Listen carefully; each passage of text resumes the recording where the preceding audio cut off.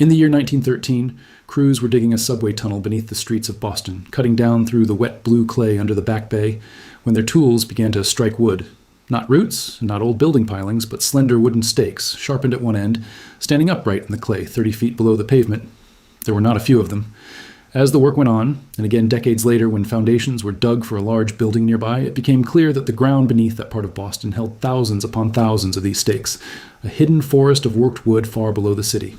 They were not colonial wreckage. They were vastly older, driven into what had once been an open tidal shoreline thousands of years before any Europeans saw the place. And they had a purpose. They were the remains of fish weirs, fences set in the flats to catch fish on the falling tide, built by people who lived on that shore 5,000 years ago and stood in the cold salt water to drive each stake by hand. So who were they, standing in the mud of a shore that is now buried under a modern city? And how far back does the fishing on that coast really run?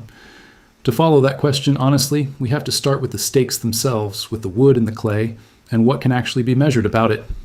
The place is the Back Bay of Boston, today one of the most elegant districts in the city. A grid of brick townhouses and broad avenues built on made land in the 1800s. That last detail matters, because the Back Bay is not natural ground at all. In the 19th century, the shallow tidal bay that gave the district its name was filled in with gravel and earth to create new building land, raising the surface well above the old shoreline and burying the original mudflats deep below. So the modern street sits on top of many feet of 19th century fill, and below that lies the old marine clay. And it is down in that clay, roughly 30 to 40 feet beneath the pavement, that the stakes are found. When the subway diggers first hit them in 1913, and when the archaeologist Frederick Johnson led a careful investigation during foundation work in 1939, they were reaching down into a landscape that had been sealed and hidden for millennia, a drowned and buried shore lying under one of the busiest parts of a great American city. The scale of what is down there is genuinely hard to picture. Across an area of several acres, archaeologists have estimated that something on the order of 65,000 wooden stakes were driven into the old tidal flats. 65,000. Each one was a sapling or a split length of wood, cut, sharpened, and pushed or pounded into the mud, and between and among the upright stakes there had once been woven panels of brush and branches, the walls of the weir. The wood survived at all only because of where it lay, sealed in wet, airless clay below the water table, cut off from the oxygen that lets wood rot. The stakes were preserved almost the way a bog preserves things, holding their shape and their sharpened points across an enormous span of time. When they are lifted out into the air, they are soft and dark and fragile, but they are unmistakably worked wood, the handiwork of people, still bearing the cuts of the tools that shaped them. And what those people were building is one of the oldest and most widespread fishing technologies in the world. A tidal fish weir is beautifully simple. You build a fence or a low wall of stakes and brush out across a tidal flat or the mouth of a creek, in the zone that floods at high tide and drains at low. When the tide comes in, fish swim in over the flooded weir to feed. When the tide falls, the water drains away through the fence, but the fish are caught behind it, trapped in the shallows or in a pen where they can simply be gathered by hand or with nets and baskets. It is a way of letting the ocean itself do the work of the catch, twice a day, every day, using nothing but wood and patience and an exact knowledge of the tides. Weirs like this were built by coastal peoples all over the world, and along this stretch of the New England coast they were built, it turns out, for at least 5,000 years. There's a quiet brilliance in the design that is worth pausing on. A weir needs no bait, no line, and no boat. It does not chase the fish. It simply stands in the right place and waits, and the moon and the tide bring the catch to it morning and evening, in a rhythm as dependable as the sunrise. For a community living on a productive shore, a well-placed weir was close to a standing harvest, a reliable source of food that a few people could tend and that fed many. To build one, though, you needed to understand the flats intimately, the reach of the highest tides and the lowest, the runs the fish took, the kind of wood that would hold in soft mud and resist the pull of the water. The stakes under Boston are the fossilized proof of exactly that knowledge, held and refined by people on this coast across thousands of years. So the physical facts are these: tens of thousands of ancient, sharpened wooden stakes, the remains of tidal fish weirs, preserved in the clay far below the Back Bay of Boston, first found by subway workers in 1913 and studied in earnest by the end of the 1930s. Every part of that is checkable, and some of those very stakes now sit in museum collections. 5,000-year-old sticks pulled out from under a modern downtown and laid carefully in a drawer, a little darker and softer than the day they were cut. What took much longer to work out was exactly how old they were, and what, precisely, had been built down there. If you enjoy slow documentaries that take a strange thing found under a city and patiently reconstruct what it really was, consider subscribing. because it genuinely helps these longer videos reach the people who like them. Because when Frederick Johnson and his colleagues first tried to make sense of the stakes, the picture they painted was of a single, almost unbelievable feat of engineering. Johnson's investigations, published in major reports in 1942 and again in 1949, gathered together everything that could be learned from the wood, the clay, the shells, and the geology of the site. In that era, before there was any reliable way to date ancient organic material directly, the age of the Weir had to be estimated from the layers of sediment around it, and the early estimates put it at something like 2,000 to 2,500 years old. But the truly striking part of the early interpretation was its scale. Faced with a field of tens of thousands of stakes spread across acres, the natural first reading was that all of it had been a single colossal weir. One vast fence built across the flats in one great effort, an enormous public work by a large and organized community. It was a spectacular image, a kind of ancient wooden wall stretching across the tidal shore of prehistoric Boston, and it fixed the site in the imagination as one of the great engineering achievements of ancient New England. And it is exactly the kind of dramatic picture that an honest documentary has to be willing to take apart, because the later evidence changed it in two important ways. Because as the science improved, both the date and the meaning of the Weir were revised, and the revision is a good lesson in how careful archaeology actually works. The first change came from radiocarbon dating, the method of measuring age from the decay of carbon in once living material, which Frederick Johnson himself helped bring into archaeology as the new technique matured. When the stakes were finally dated directly, they proved to be far older than the early estimates had guessed. The earliest of them were driven into the flats almost 5,200 years ago, and then the weirs were rebuilt again and again, essentially maintained across a span of more than 1,500 years. So the site was both older and longer lived than anyone had first thought. Not a single moment, but a tradition sustained for scores of generations. The second change was even more important, and it came from the archaeologist Dena Dincauze and those who studied the site in later decades. Looking closely at how the stakes were grouped and how they related to the rising sea, they concluded that this was never one giant weir at all. Instead, it was many small ones, modest structures perhaps 100 to 150 feet long, built by small groups, family-sized bands of a few dozen people, and rebuilt season after season in slightly different spots. The reason they moved is the quiet drama at the heart of the whole site.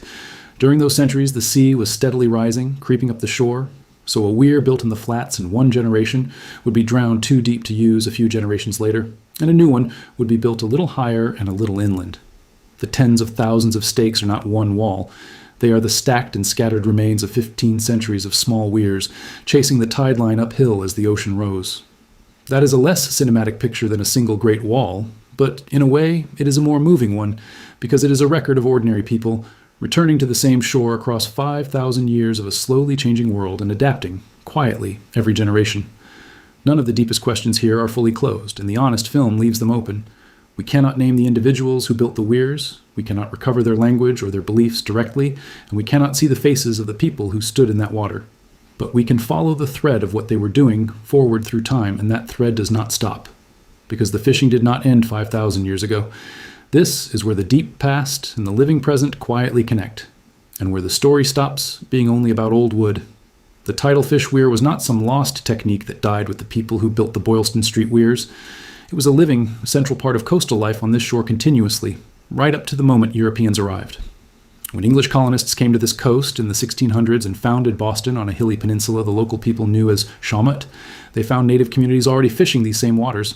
And among the technologies those communities used were fish weirs, built on exactly the same principle as the ancient ones buried in the bay, fences in the tidal flats and the river mouths that caught fish as the tide fell. The people the colonists met on this coast were the Massachusett, the nation whose name the whole state now carries, along with their neighbors and relatives among the region's Algonquian peoples. Colonial records from the 1600s mention native weirs on the rivers and tidal creeks of New England, and in some places the English simply took over and used the fish traps the local people had already built, so central were they to feeding a settlement through the run of the spawning fish. That is the living end of the same technology whose deep root lies buried under the Back Bay. And the archaeologists who study the ancient weirs say plainly that the descendants of the first fishers may well be members of the Massachusett tribe today, a people who remain in their homeland, gathered in communities such as the one at Punkapoag, and who never actually vanished, whatever the buried and paved-over shoreline might suggest. So the line runs unbroken in a way that is easy to miss under all that fill and pavement. The same shore, the same rhythm of the tides, the same simple patient method of letting the sea deliver the catch. practiced by the ancestors of the Massachusett 5,000 years ago, and practiced by the Massachusett themselves when the first English ships dropped anchor. The obvious objection is worth answering directly. Can we really connect a 5,000-year-old stake to a living nation? Not by name and not through any single unbroken story that anyone wrote down, and it would be wrong to pretend otherwise. But the continuity of place and of practice is real and documented, a way of life on one coast that persisted across an almost unimaginable stretch of time. And it deserves to be told as what it is, the deep history of a people who are still here, not the relic of a vanished race. None of this is fully solved. We cannot reconstruct the daily lives of the people who built the earliest weirs, and much of what we would like to know is simply gone. What we can say is what lies beneath the city, how old it is, what it was for, and whose ancestors made it. Here is what nobody seriously disputes. Beneath the back bay of Boston, in the marine clay far below the streets, lie tens of thousands of worked wooden stakes, the remains of tidal fish weirs. They were first found during subway construction in 1913 and studied by Frederick Johnson in reports published in 1942 and 1949. Radiocarbon dating later showed the earliest were built almost 5,200 years ago and rebuilt over more than 1,500 years. They were not one giant weir, but many small ones, moved uphill over the centuries as the sea rose. And fish weirs of the same kind were still in use by the Massachusett and their neighbors when Europeans arrived. Those are the solid stones. Here is where the questions begin.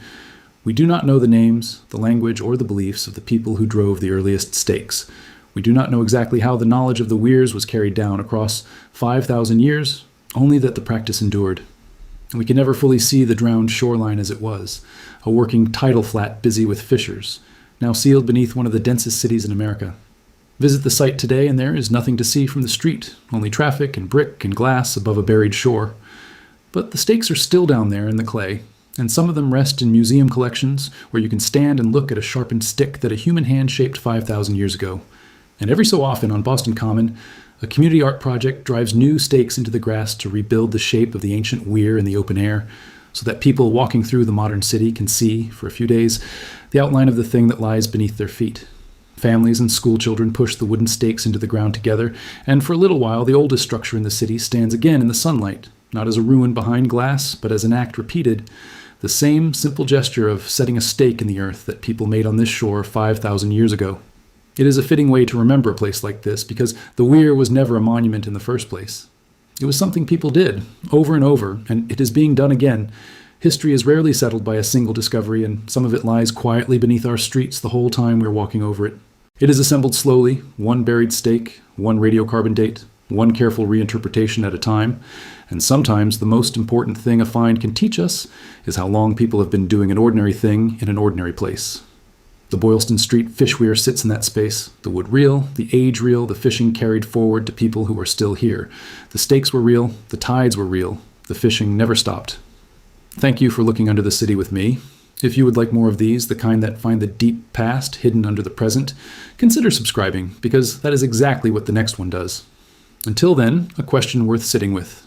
When a modern city is built on top of 5,000 years of the same people fishing the same shore, and almost no one walking the streets above knows it is there, who is really the newcomer, the city or the weir?